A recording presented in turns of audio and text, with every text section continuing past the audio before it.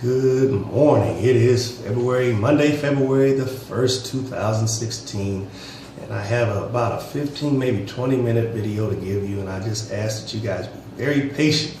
Because one thing that we don't do when we watch YouTube or when we get on Facebook, we want everything quick, sound bites. And this is one of the disadvantages that the society that we live in has placed upon us learning. We don't want to slowly bring ourselves up to a real conclusion. We want answers, and we're going to trust the guy who gave it to us is telling us the truth. And to me, people lie so much, and it's so easy to do that we really need to look at people with very skeptical eyes. But the thing is, how do you develop skeptical eyes? Well, you have to be rooted and grounded in something that is solid and firm. So I'm going to tell you a story, and it's going to be almost like a Genesis story of sorts. It's my Genesis.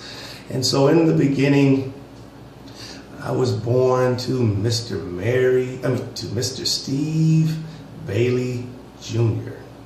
and Mary Frances Bailey. And my mother took my father's name on upon them getting married. And my mother was a chaste virgin when she had conceived my sister. And I was the fourth of the series of children born to these two people. God bless them. And I believe that everything that I enjoyed was a result of them to a certain degree honoring and blessing God. But you know what? My mother smoked cigarettes, and my father did too. But later on down the road, my mother stopped smoking, but my father continued. So I have my father and mother, and I was going to say my father to thank more than my mother, because my father never stopped smoking until long after he left my presence, or I left his presence. That's another story, and you're going to hear about it. I'm going to tell you in a minute. And so I have a little bronchitis.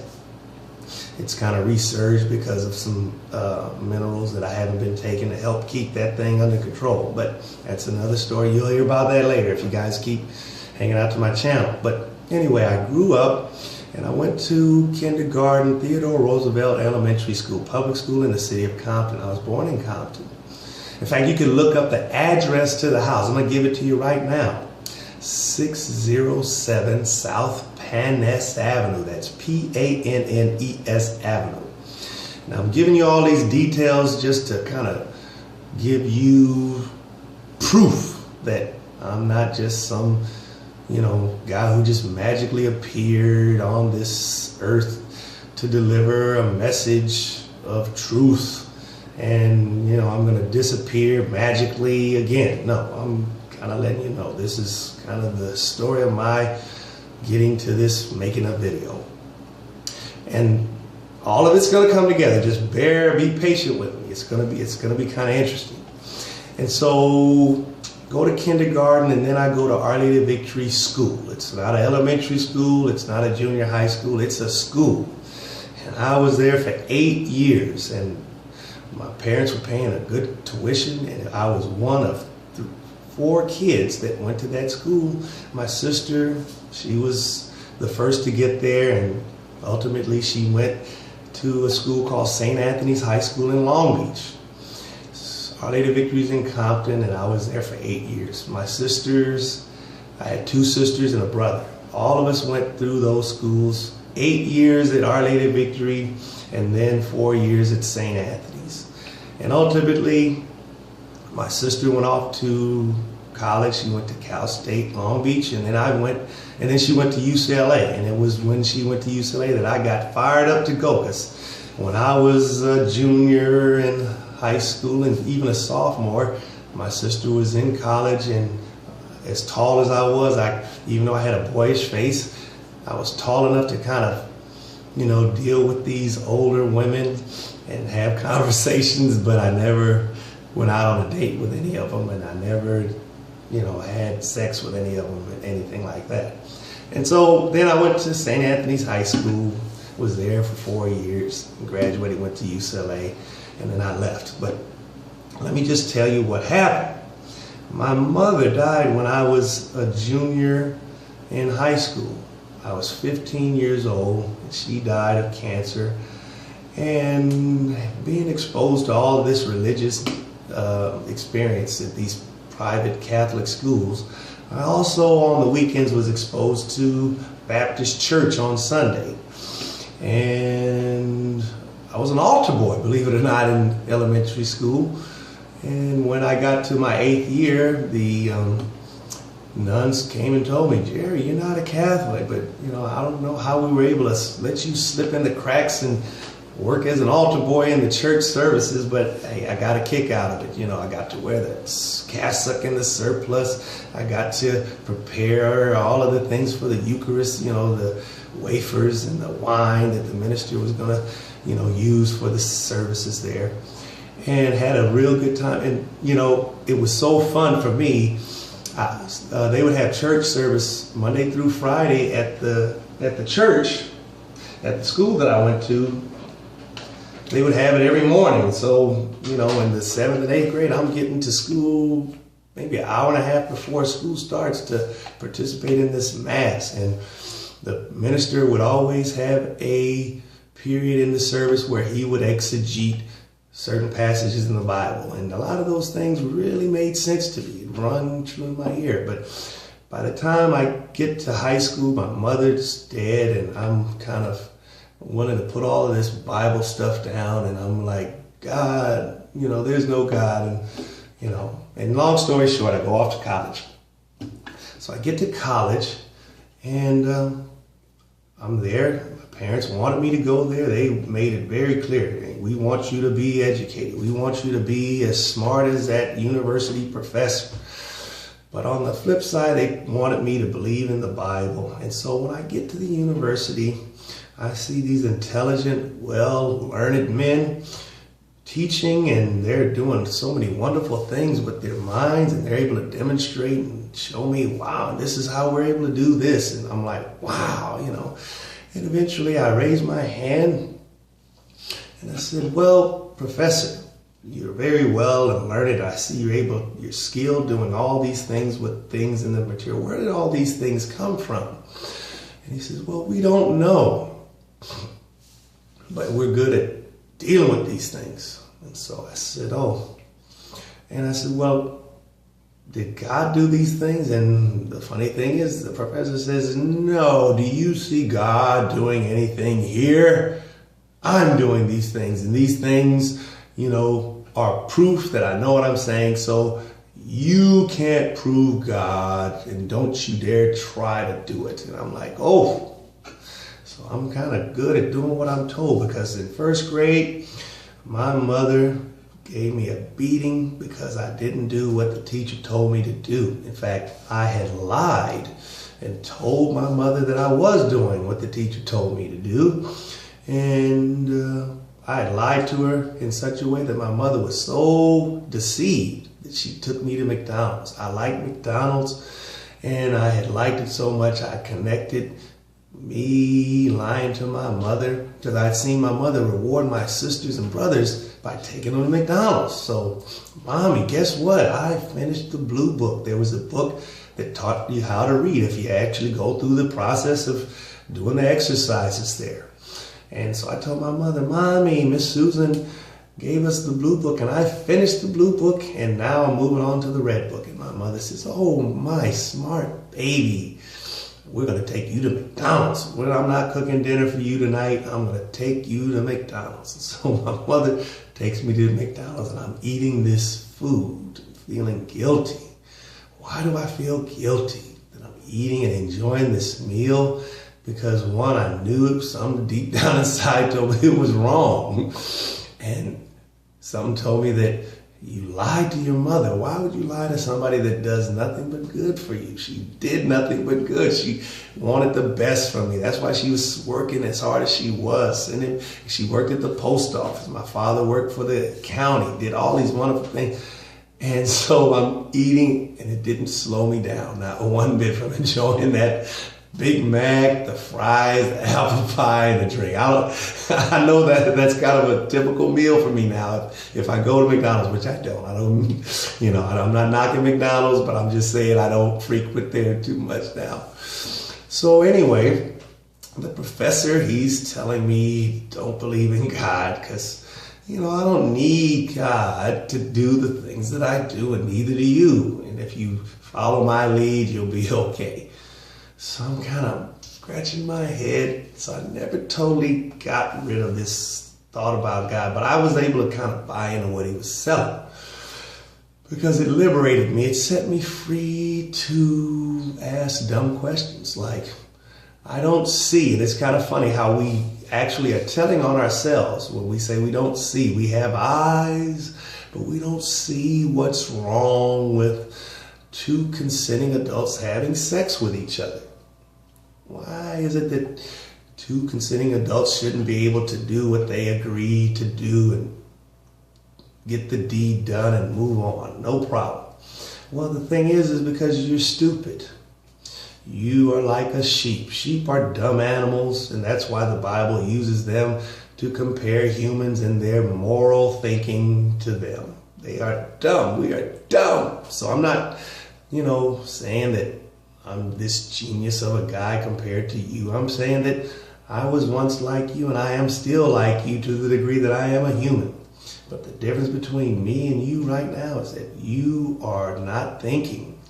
And you have been deceived, and now I'm going to give you no excuse to get out of thinking the things that you think. So now here we are. The professor has laid down this story, and he's telling me, don't worry, I'm the authority, and I know what I'm talking about, and I really can't argue with him because here it is, I'm coming into a situation where I'm trying to receive something that he's offering. My parents have set me up to believe that he does have something to give me, but he is in some sort of twisted and perverted way he's going to take something from me. And the thing is, he's taking something very precious, so precious that it's taken my 50th year to get to a point where I'm able to ask God for forgiveness. I'm able to say, God, I'm sorry that I believed in these stupid lies. They're stupid when you actually look at them. So let's get back to the whole game here. The Bible talks about God. He basically says he created all these things and set the table for us, and he brought us into this world. Then he also says, if you look at the book of Job, he cries out, he's going through this ordeal with the devil, and the devil and God had kind of a challenge where Satan said, hey, I pretty much gather that the only reason why Job is serving you is because you've done so many wonderful things for him. In fact, you made him the richest man on earth. So making him the richest man on earth, he wouldn't have no choice but to serve you. He just, he's going to praise you because you set him on a pinnacle that everybody else is going to be envious about. And that's kind of funny that many rich people today, they're not serving God. They're not even thinking about acknowledging him. So I kind of find it ironic that Satan would, on one hand, say, hey, he's serving you because he's rich. But now he's twisted this world into, making all these rich people not serve God here. So, is wealth really the determining factor to make somebody not want to believe in God? Or is it more just believing lies? I think it's believing lies. So Job, he comes out and he goes through the ordeal. Satan strips him of his household, strips him of his family, because he had 8 kids and all of them were dead. They were swept up by this whirlwind. So Satan, it appears, has power to move and deal with weather and physical things. So he strips Job of all these things, and ultimately Job even loses his health. And he's still living in this community, and he's sitting on this heap of ruin and wreck, and he's sick. He's got boils from the crown of his head to the sole of his feet. And his wife is witnessing all these things, and she's going through it with all these things with him. And ultimately she says, curse God and die. And it's kind of funny how we go back to the first book where Eve is the one who gets deceived, and she admits she was deceived. And we see in the New Testament, the woman is the weaker vessel. And so Job basically tells her, shut up, foolish woman. He said, naked I came into this world, naked I go. Blessed be the name of the Lord. And so he's basically saying everything that I receive in this world comes from God's hand. And he wants to acknowledge God in all these things. And then this kind of rolls into another passage in the New Testament where we say, for we know, I think it's Ephesians chapter 5. He says, for we know all things work together. And it's a conditional statement. To those who love God, to those who are called according to his, for we know all things work together for good. For those who love the Lord, for those who are called according to his purpose. So we need to know purpose. I was telling you, God has a purpose. How do you figure it out? He has to tell you. Okay, so Job basically says that he came in this world naked. He's going to leave out the same way. So he's acknowledging that he had nothing to do with where he's at or the things that are here. So with that being said, I'm getting ready to give you a story that lines up with everything that has come before. And it's going to be kind of twisted in sort of a way, but you'll see how it all fits. I don't have to twist and turn too much. It's more just, I got a puzzle piece, you just tweak it, boom, it fits. Gosh, case closed. So here we are. I made the analogy of entering into this world. I'll make it analogous to a thief entering a home where he comes in and he sees a lot of things. None of these things belong to him, but he's able to grab a hold of these things and he's able to manipulate them and he's able to do what he wants with them because you know what? The owner appears to not be around.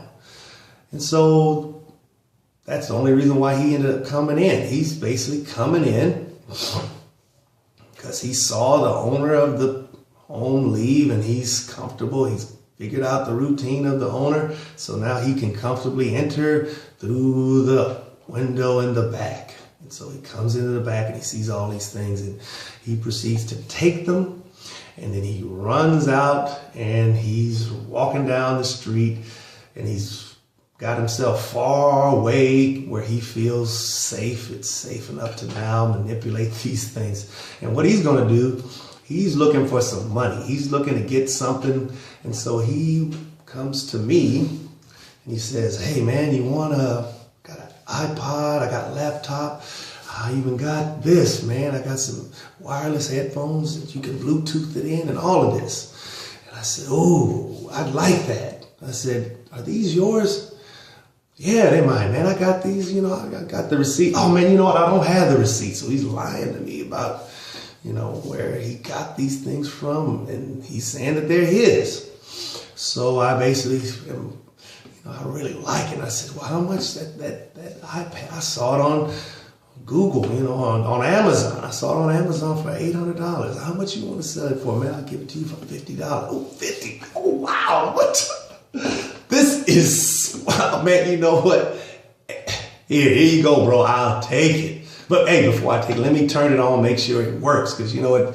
This could be a prop, one of those props that they have at Best Buy, for the display. It's the shell, but ain't no guts in it, and it don't work. So I turn it on, I check to see it works. Ooh, it works. And so $50 for something.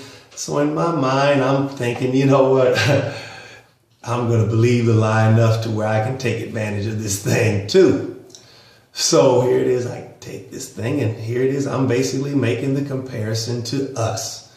We come into this world. We don't know how we got here, but we see all these beautiful, wonderful things. And we see other things like people manipulating these things and making even more beautiful, wonderful things. And then when you ask the guy who's manipulating these wonderful things, the university professor, where did these things come from? He's going to say he doesn't know. But does he really not know? I think he's a lot like that thief. He's running around here. He knows where that stuff came from. He knows it didn't come from nothing.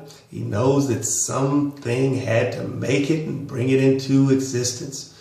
And so he's going to basically deny the thing that's manifestly obvious, and he's going to start doing things with these things that he got no business doing. But ultimately, he's going to get justice, because just as God has promised, he said, the soul that sins, it shall die, and it's appointed man to die, and then the judgment. So the Bible is basically saying every man is going to do something to violate the law. And ultimately that's going to open the door for him to die. And then when he dies, he's going to be judged for those things. He's going to get justice, or he's going to get a blessing. It's going to be one or the other. He's going to either do things God's way, or he's going to do things his way. And when he drops dead, he's going to go before this Creator, and the Creator's going to ask him, what did you do with those things that I commanded you to do? When did you command? Not only did I send you into the world, I sent my word. I sent people to remind you. I sent a book to keep a record, to make sure that as they're talking to you about these things, they wouldn't get the message incorrect. So what do you do? You're going to get justice, because you have no excuse. And so too, I had no excuse for lying to my mother, but I did. And the funny thing was, my mother, like God, was doing what she was supposed to do. She was raising me. She was taking care of me, providing and giving me all these wonderful things. And here it is, what I did was I lied to her, and she continued to give and give and give nonetheless. So here it is, we see on a kind of rudimentary basis again, my mother acting like God, just as God acts like that to the unbelieving atheistic professor. So I say this to the unbelieving atheistic professor and the unbelieving atheistic student. God is being patient with you. He loves you enough to continue to allow you to think and to allow you to do the debauchery things that you do. But one of these days, you're going to give up the ghost. And you're going to go back to where you came from. And when you get there, be prepared to receive justice. Because so too, on this earth, you've claimed certain things to belong to you. And when somebody takes these things from you, you'll call the police. You'll share the violation with your neighbors in hopes that somebody's going to be brought to justice. So too, you will have the same opportunity, because God is going to bring you to justice. So this is the key that I want to bring and give to all that may hear this lesson. And I hope that you will be blessed by it. And I hope that ultimately you will think more clearly and be blessed. We're running out of time, people. God bless you all.